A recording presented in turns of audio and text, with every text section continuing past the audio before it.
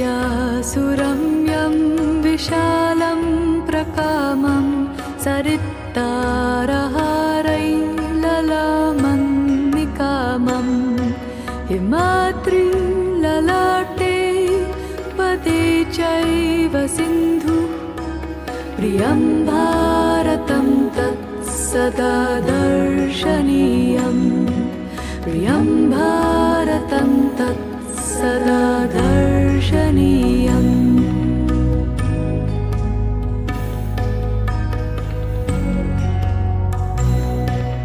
धनानां निधानं धरायां प्रदानम् इदं भारतं ભારતની ઇતિહાસ અને ગ્રંથોમાં સંસ્કૃત ભાષાઓ છે.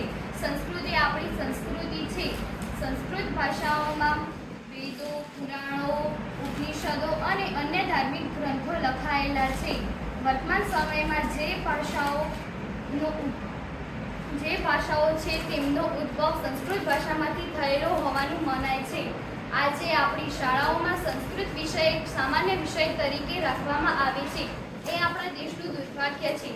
સંસ્કૃત ભાષાને સરકાર સંસ્કૃત ભાષાને પ્રોત્સાહન આપવા માટે ઘણી યુનિવર્સિટીઓની સ્થાપના કરી છે. તે ખૂબ જ સરસ કામ છે. આજે આપણે સંસ્કૃત ભાષાના મહત્વ વિશે વાત કરીએ. સંસ્કૃત ભાષા સૌથી